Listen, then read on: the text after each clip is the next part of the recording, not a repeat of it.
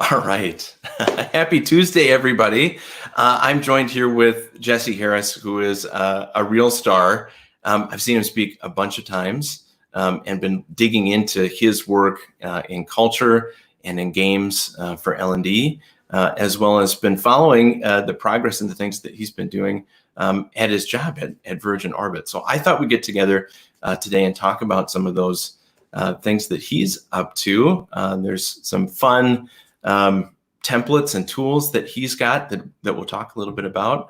But for those who don't know Jesse Harris, welcome. And Jesse, can you tell us just a little bit about yourself? Yeah, sure. Well, thanks for the invitation and the kind words. So I'm Jesse Harris, and I'm the Director of Learning, Engagement, and Culture for Virgin Orbit, which is Sir Richard Branson's rocket company. So all those times in my life when I said it's not rocket science, now the joke's on me because it actually is rocket science. So I lead the learning team, the work around engagement, diversity, inclusion, belonging, that body of work, as well as organizational development. So it's a bunch of different hats. We're a startup that's flying fast and furious, and I love it. And it's an incredible place to be. I also then teach classes for Stanford Continuing Studies around game design for learning and change. I've taught some workshops for the Stanford d.school, and so I love this idea of teaching and sharing knowledge. So very excited to be here and chat a bit more about culture and community and how we build those things and leverage tools like games to accomplish cool stuff.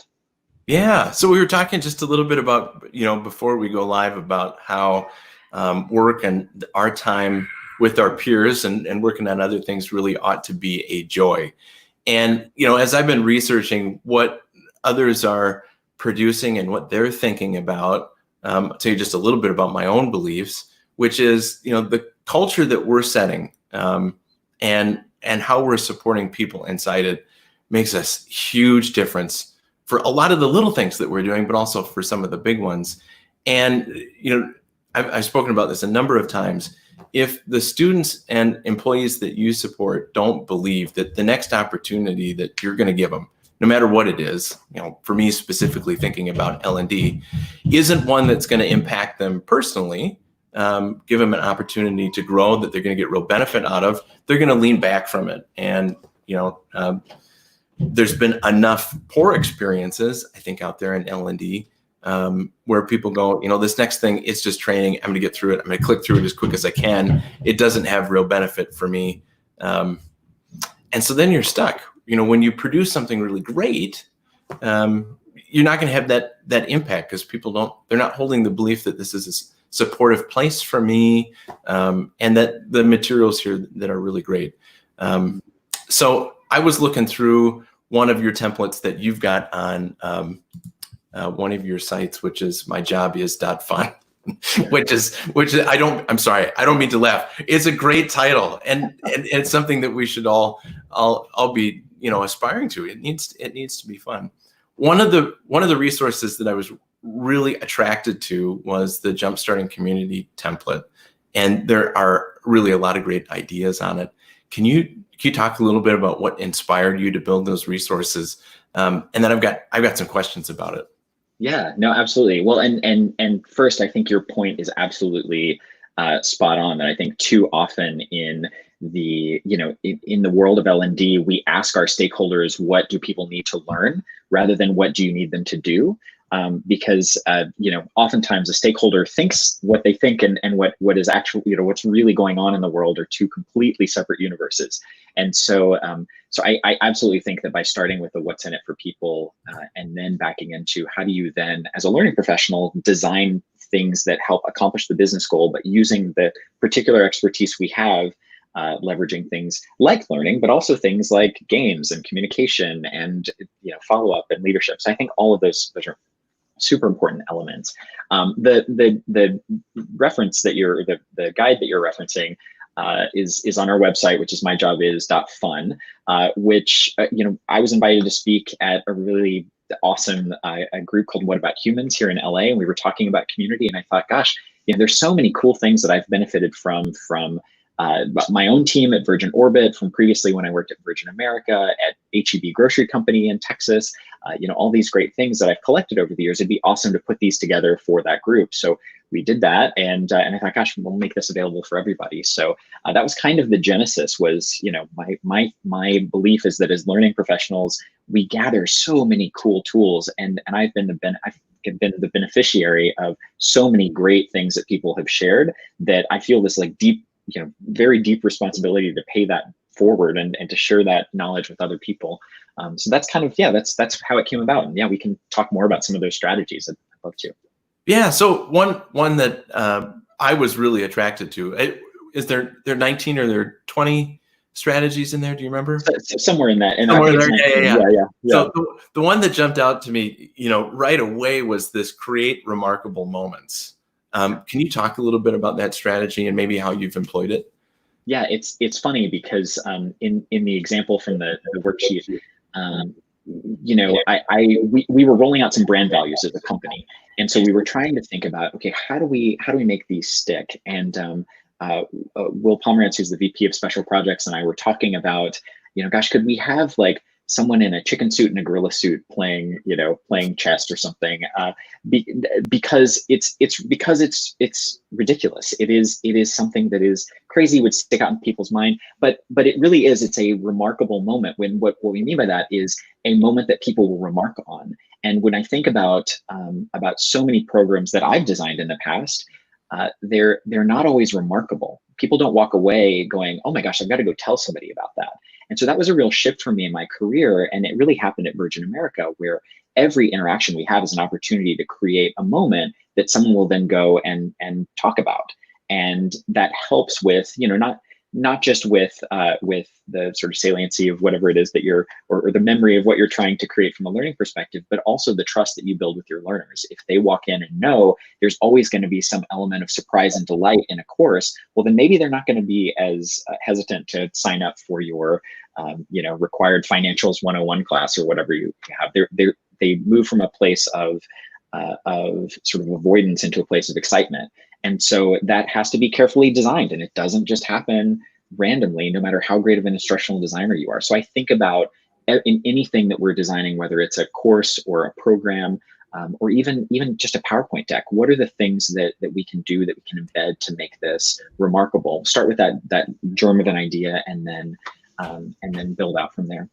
Yeah, motivation and that connection to an event is one of the most important things that we do. And it certainly, if nothing else, as you're saying, it's something that people remark about and that they're talking about, that can lead to things like, now I'm more curious in this particular topic or this particular area for our organization, and start asking the next set of questions because they're talking about it, to get that interest up there. And if you've got interested, motivated people, why, there's lots of things that you can do. Let's talk a little bit about games. I think anybody who's done any research on Jesse Harris will know games are a big part about what you're doing and what you're excited about as a strategy for jumpstarting communities specifically. Talk a little bit about the power of games. Yeah, when my undergraduate degree is in anthropology, so I think of myself as a bit of an anthropologist more than a learning designer. And when you look across cultures and across time, you see that games and play are a very, very important part of any group. And as kids, we do this really well. And at some point, we receive a message from the universe that tells us it's not okay to play games anymore. And so particularly when you look at very serious business like rocket science, what we're in engineering, there can be this sense of this is important, and the important and the fun can't exist in the same space. And while that certainly can be true, it doesn't have to be true, and it doesn't have to be true always. And so again, one of the ways of creating a remarkable moment for me is to think about how to inject elements of fun. And that doesn't mean we're going to sit down and play Wheel of Fortune. although it might.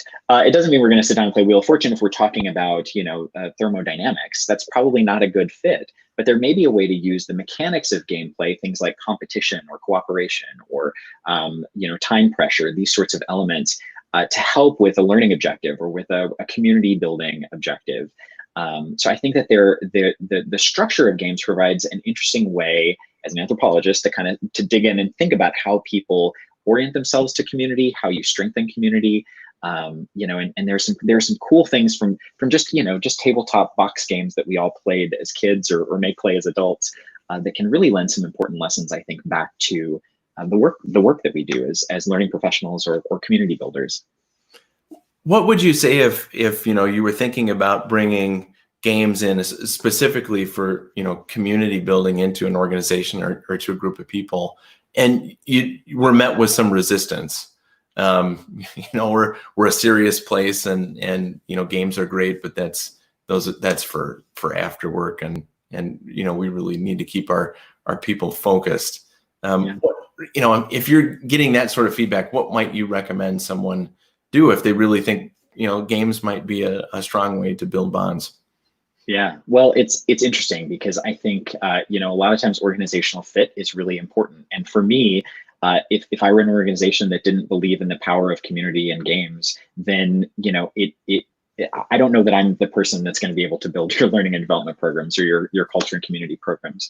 I believe that's really important, and I'm not ever going to convince a CEO that it's important to have people enjoy the work that they're doing while they're there. If that's not the CEO's belief, we're super fortunate that our whole executive team is really on board with this idea of recognizing that what we do is important, but how we do it is also important. And so I think that's kind of the first piece. But ultimately, what my stakeholders have always cared about are the results. And if I can demonstrate results in a meaningful way, then the methods that I use, matter a little bit less, and I build a little bit more trust. So what I mean by that is, if you start with early quick wins, so maybe for me, it was an onboarding program at Virgin Orbit that we wanted to really create a sense of Virgin culture in a business to business, aerospace environment. And those are, you might think of them as two wildly different things, Virgin known for customer service, for, those sorts of elements, and aerospace.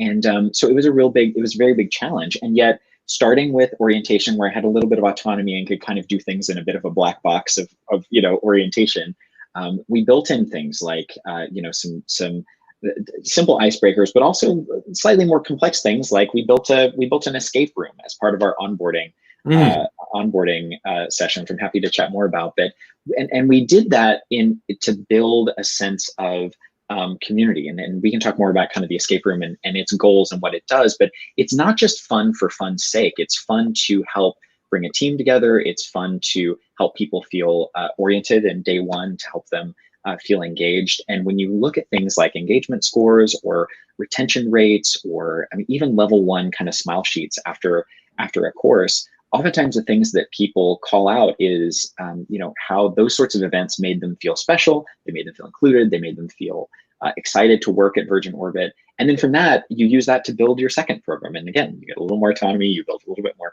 and so on and so forth. So it can be a bit of a virtuous cycle, but it always has to be tied back to results. It can't just be, we're going to spend an hour to play, to all do crossword puzzles or Sudoku puzzles, because that's not going to help accomplish a business objective unless your business is, designing crosswords or Sudoku puzzles. Yeah, I can really imagine how an escape room in onboarding could be really beneficial to building trust with a bunch of new folks. Now that you mentioned it, I'm really intrigued. Just on a tactical level, were you interweaving people who had been at the organization for a while with new people, or was it done mostly with new people who are all going through the onboarding process together? We've done it both ways. So initially we wanted to get, we had about 300 people when I started in 2017, and now, we've put a lot of people through it since then. But initially we were having some of both. But when you step back and think about it, the reason that we designed an escape room, and I have to say, Laura Pickle, who was who's my research partner, teaching partner, and she worked with me back, in creating the first sort of escape room. When I step back and think about the what we ask people to do on day one. We say, come in and work with a group of people you've never worked with before. You're going to solve puzzles that are halfway solved in the escape room, and you're going to do it with rules of the game that aren't always clear.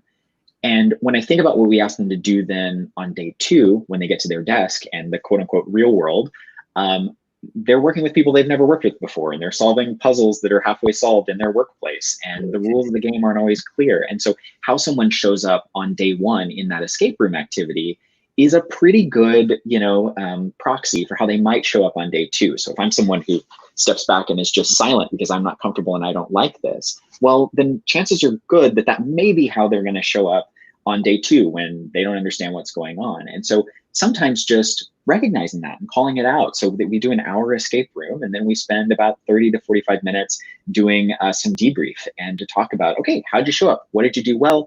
What did you notice about yourself? What did you notice about others? And how might that impact your time here? It's been really helpful. And so it's obviously not possible to do that in the environment we find ourselves in now, where we're all decentralized, and we're trying to find ways to still build that sense of community. But that's really valuable, and it takes 90 minutes of their first day. But what people walk away with is a little bit of an understanding of not just the other people that they've escaped this, or in our case, it's launching a rocket. It's not actually escaping a room, but that they launched a rocket with. But it's also it's meaningful because you walk away with some hopefully some self-awareness, even if maybe someone had to nudge you. Yep. And the last thing, and then I'll quit gushing about how much I love this escape room. But the last piece is that we give them, again, a remarkable moment. We give everybody a nickname.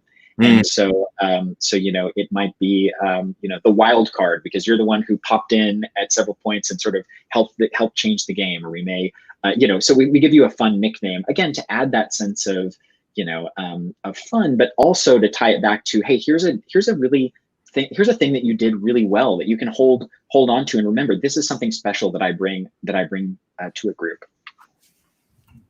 Thanks for sharing that. There's one more there's a bunch more, and I recommend folks going to myjobis.fun and downloading the template. One more I'm hoping you could spend just a little bit of time on, only because it might be relevant for how we're now working together, especially lots of us who are at home, is the strategy of digital message boards. And can you talk a little bit about your success in implementing those? Yeah, it's tough. And I would say that leadership and communication are two of the toughest things for any startup. This has been my experience, and really for any company, but it's particularly amplified at a startup. And it's something that, I've worked in companies where we've done it really well. I've worked in companies where we don't do it well. But this idea of starting with messaging of what questions are people going to have? Where, is there a central repository of information we can create for people? That's really, really important. And, I'm not saying anything that people don't already know, but this idea of starting with a message first kind of approach, I think, is really important, because I would say that this is not maybe an exact number, but if I step back and think about the number of training requests I get, or it's 90% of them are because of misalignment in terms of communication, that there was an expectation of how you use a torque wrench and people aren't meeting that expectation. But it's probably not that they don't know how to use a torque wrench. It may be that they weren't, the importance of using it wasn't communicated, what have you. Similarly with leadership, that one of the most important skills that a leader can have is communication with their team and trust, and all of the good things that come out of an excellent leader stem from this idea of communication. And so if we're not doing a good job communicating to our teams and to our leaders, how do we expect them to communicate to other people? And it's something that at a number of companies I've been at that we have not gotten, we don't always get it right, but we get a chance to learn. So with the abundance and proliferation of tools around Slack or intranets, provide resources, and sometimes just a good old-fashioned quick 10-minute tag up or Zoom meeting. Those can really make all the difference. And it's something that I wish I could say that everything I've ever rolled out, I've had a perfect communication strategy. I absolutely haven't, and I've learned a lot from that. But it's something that I'm thinking a lot more about, which is how do we start with communication first, and then build programs around that communication plan. Fantastic. Thanks for sharing that. You've done a ton of work on games, and again, I direct folks out there who are interested in using games as a strong component of L&D and to keep people engaged. Take a look at the resources that you have out there. One of the things that I think about when I think about learning games, especially in the corporate space, is it's pretty easy to make a dreadful game. And I don't know who said it first, but it really stuck with me. Is that no one can kill the fun of a game faster than an instructional designer, right? I love that. Yeah. You can take the learning objectives and just kind of completely throw them out the window trying to fit a game in. And the other way around, when you try to apply game mechanics because you think you're going to make it fun, the arduous task of these interspaced learning nuggets, not even learning events, disrupt the flow of the game itself. So having said that, where do you think, where's the best place to start? So I'm thinking about building a learning game. I've never done one before. What's your recommended first couple of steps? Yeah, a great point. I think that's so true that we unfortunately can kill a lot of the fun because we take a game that's fun to watch on TV, like Jeopardy, for example, and we turn it into questions about some compliance topic, and we think that that's going to all of a sudden make people love this compliance topic, and it's just not the case. I took a really maybe I'll give an example. I took a really awesome workshop once, and I wish I could remember who facilitated. It's not on the tip of my the top of my head, but they helped me think about games. Like I keep them here because they are important to me.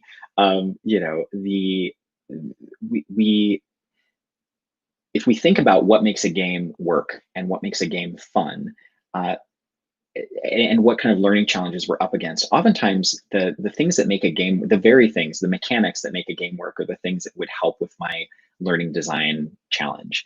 And so I'll give you an example, which was from this workshop, which was really great. There's a game called Timeline. It's a phenomenal game to teach kids largely, but adults as well, about history. And so what happens is I draw 5 cards, you draw 5 cards, we have another person who draws 5 cards, and on the front and back of these cards, they're identical, and it has some event in history. But on the back of the card, it has a date. And I'm not allowed to turn over my card, so I can only see what the event is, and I can't see the date on the other side. In front of us, we turn over one of an extra card that has the date. So it'll say that Virgin Orbit was founded, just as an example, 2017. Great. So I have to look at my cards and I have to decide 2 things. One is, which of these cards do I want to play? Do I want to play the one I'm certain of the date of when it happened, or do I want to play the one that I'm not so sure of? And where do I want to play it on the timeline, either before or after the card that's flipped over in front of us? And so everybody puts down their card and says, I think that the signing of the Declaration of Independence happened before the founding of Virgin Orbit. So I put it on the right. And I flip it over to see if I'm right. And if I am, great, I've discarded that card and I've got 4 cards in my hand now. If I'm wrong, I have to move it to the right place and then pick up another card. And so that then, the person who loses all their cards, who goes through all their cards first, is the winner.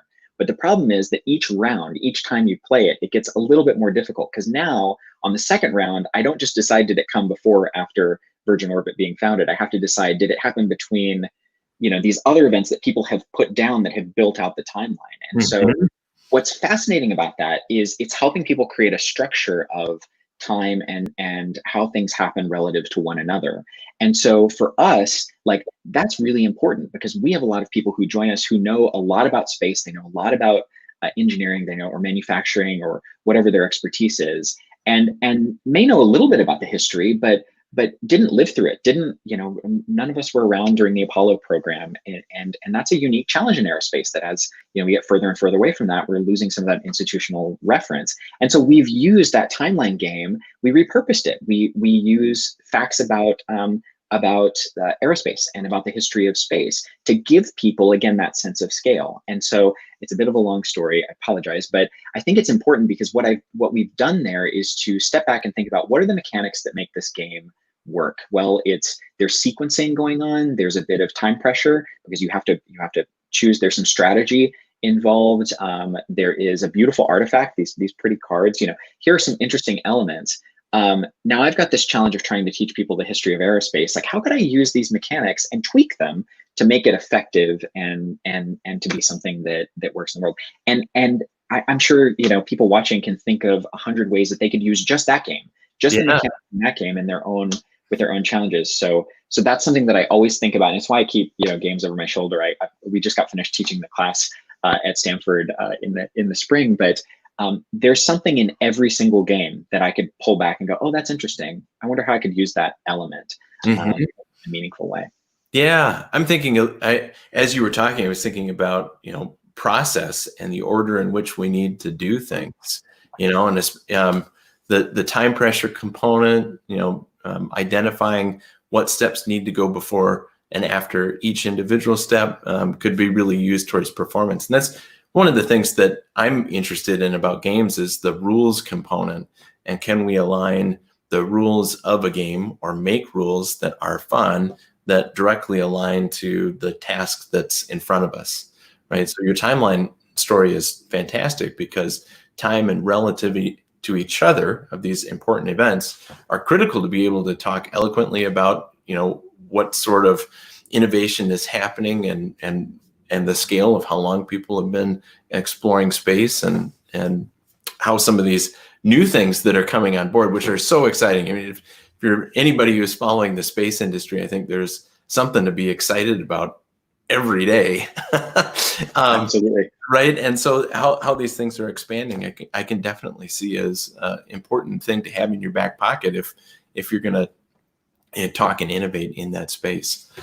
And Chris, I would add that I think oftentimes we do ourselves a disservice. I was not a proponent of gamification. In fact, I used to be it's funny that this has become sort of a niche for me because I despised it. Every time we went to a conference and there was a discussion about gamification, I go, oh my gosh, like whatever.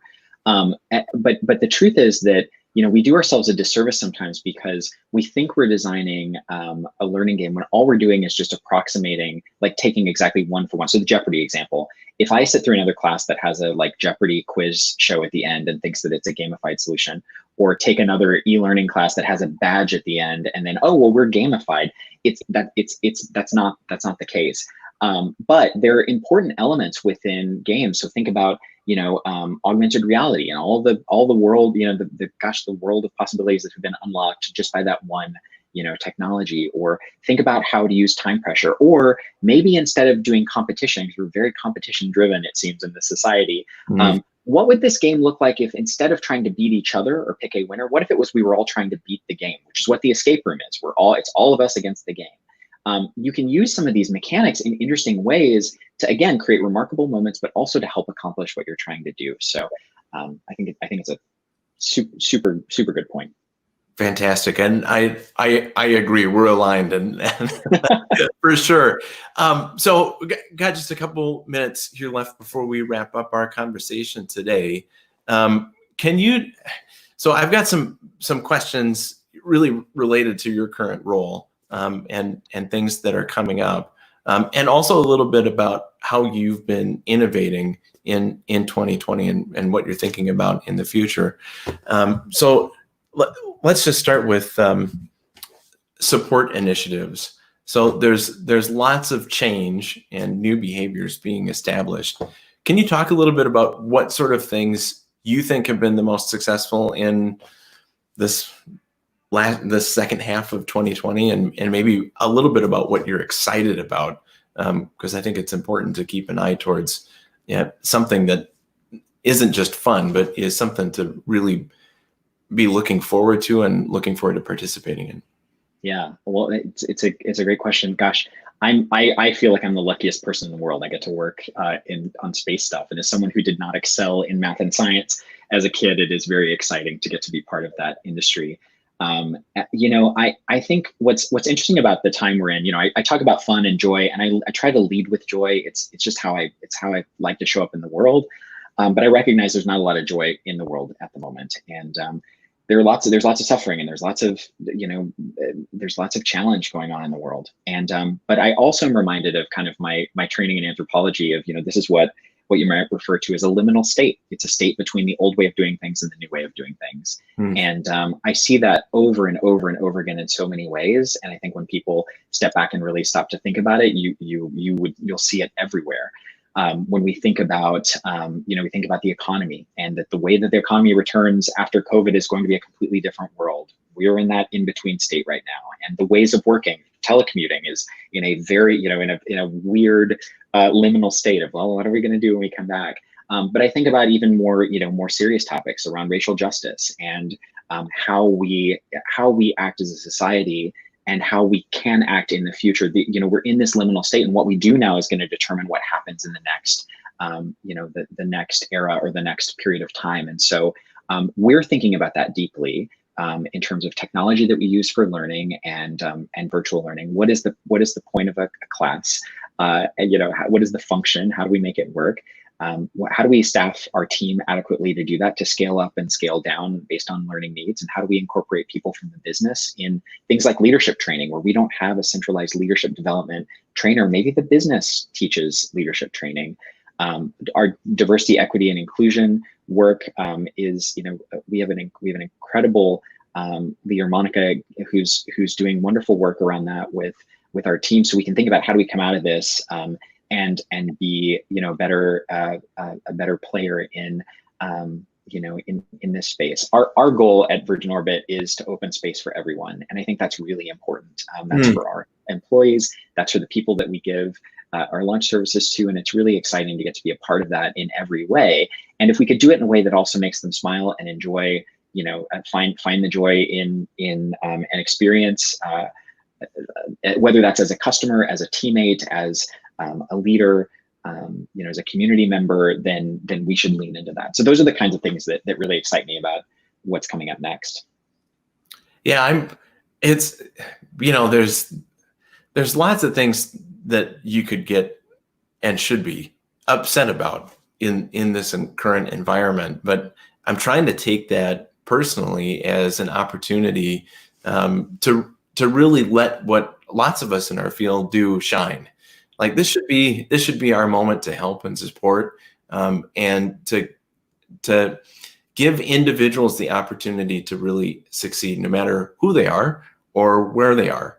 And as I'm looking forward, I think there's lots of stuff to be covered and talked about and reworked in a meaningful way. But we've got, I think, a responsibility as folks who are in L&D to lead the charge on a lot of these issues, to be thoughtful about it and really support it in a meaningful way, which is why I'm doing a ton of research and trying to go out and find experts who are doing a lot in establishing and fostering better communities, certainly doing a lot more innovative work in learning and connecting people, with games and with joy and those moments that give us an opportunity to really connect with one another and be authentic in that conversation. Certainly valuable in my opinion. Yeah, totally. And I think the other thing, we talked about this briefly before we hopped on live, but there's lots of challenge. I mean, if you look left and right, you're going to find 100 challenges. But there's also lots of opportunity baked into that challenge. So as an example, again, from what we're doing, we recognized when we sort of, we still have folks who work in the factory. We are an essential service. You can't build a rocket from home, and we've done everything possible to keep those people, keep our teammates safe, and to keep, to just be healthy and productive and keep moving forward with our program. But we also recognize there's a big section of our company that's going to be at home. That presents a big challenge because we're used to being together and having these big meetings.